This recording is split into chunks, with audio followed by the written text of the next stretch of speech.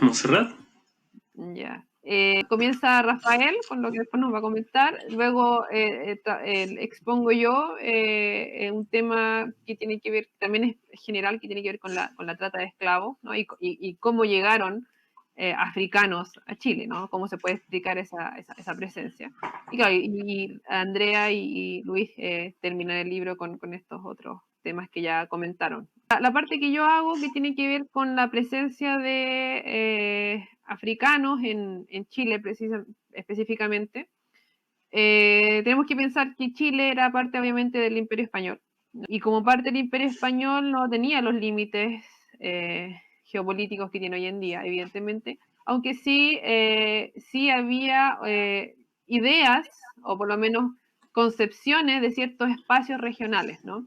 Y eso era, por ejemplo, la región de Coquimbo. Se concebía como un espacio geopolítico específico que pertenecía a lo que era en ese entonces el Reino de Chile. Por lo tanto, si bien la trata de esclavos era generalizada dentro de todo lo que es el Imperio Español, sí había un tráfico específico dentro de la región de Coquimbo, del corregimiento de Coquimbo, de la provincia de Coquimbo, el partido de Coquimbo, no sé, siempre fue cambiando de nombre, pero son más o menos parecidos los límites de lo que existe hoy en día.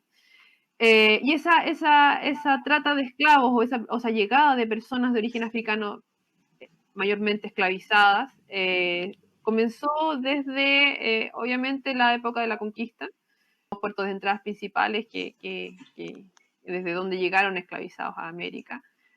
Uno es Cartagena de Indias y fue el grueso de esclavizados que llegó a Chile o a la región de Coquimbo.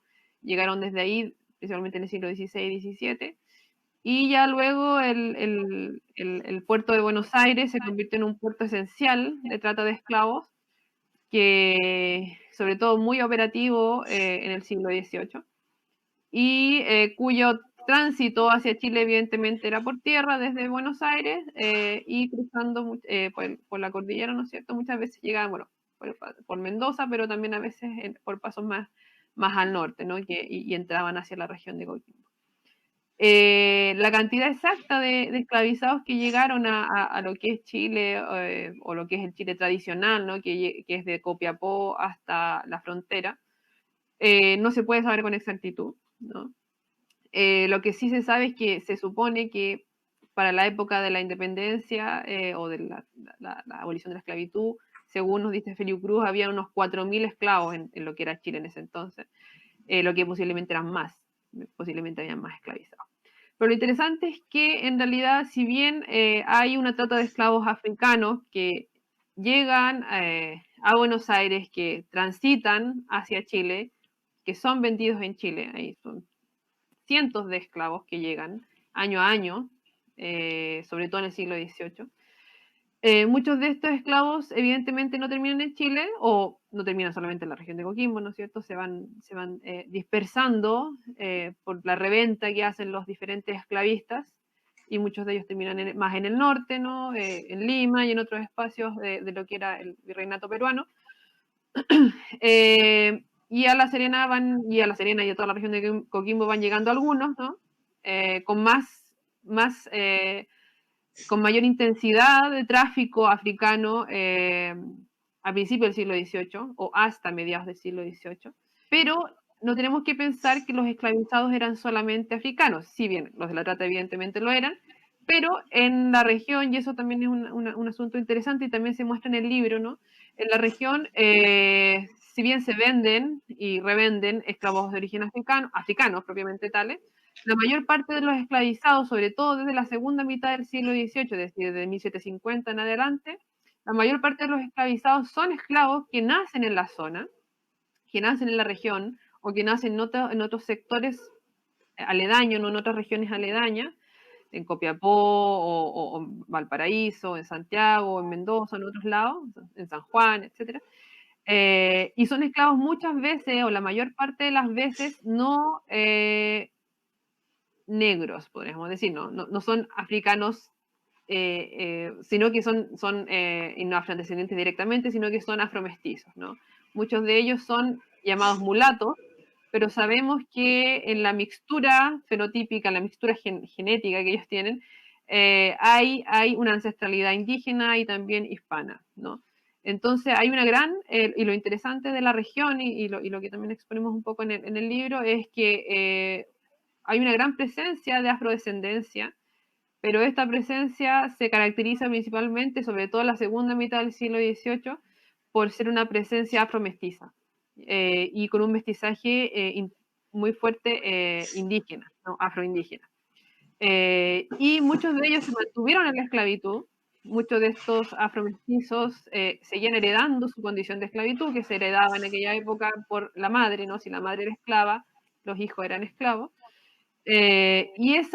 Y comienza a aparecer un circuito interno de comercio que vende y revende y hereda y dona esclavos, pero estos esclavos no son africanos, ¿no? Sino que son chilenos, podríamos decir, ¿no? O son coquimbanos, ¿no? Y son mestizos, son mezclados, ¿no? Y son denominados como mulatos normalmente. Entonces esa dinámica es bastante interesante y es parte también de todo lo que podemos nosotros hablar del tráfico de esclavos africanos. Evidentemente también hay todo un elemento libre que va a ir surgiendo de toda esta mixtura y mezclas de personas que va apareciendo en la región. En el capítulo, bueno, también trata un poco el tema de los porcentajes que después también va a aparecer al final. Tenemos una parte de anexos en donde aparecen datos, ¿no? Este tema de las ventas de esclavos y del tipo de esclavos que se vendían, en donde la mayor parte eran mulatos, no eran mezclados. Lo ponemos al final en un cuadrito de todas las cartas de venta que hemos recolectado hasta el momento, que son más de 100, no me acuerdo exactamente cuántas eran, pero son bastantes.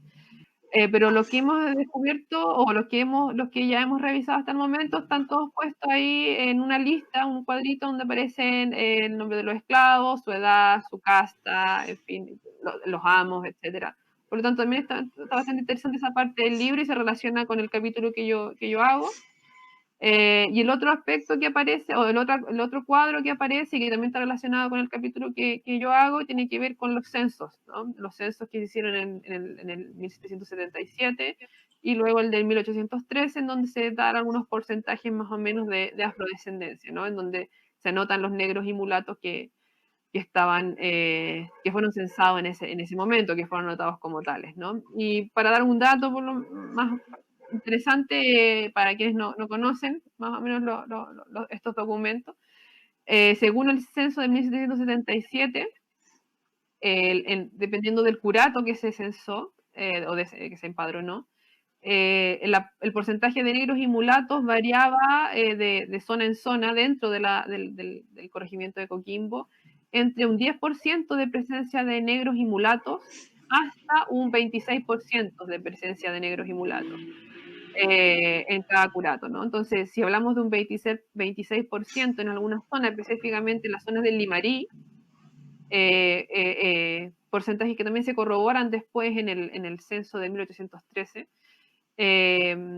vemos que hay un porcentaje importante de afrodescendencia, pero es importante decir que la mayor parte de esta afrodescendencia son mulatos, son mezclados, son personas que están mezcladas. Nuestra hipótesis es que en gran parte estas personas mezcladas están mezcladas con poblaciones indígenas, ¿no? Y también en otra gran parte, o sea, y también el otro elemento de estas poblaciones que están así clasificadas en esa época como negros y mulatos, una importante parte es libre, ¿no? Hay un porcentaje menor, menos del 50%, que son esclavos, ¿no? La mayor parte son libres. Por lo tanto, es una dinámica interesante también de la región. Aunque, evidentemente, sabemos que las poblaciones de origen africano son de origen esclavo. Eso más o menos lo que voy presentando en el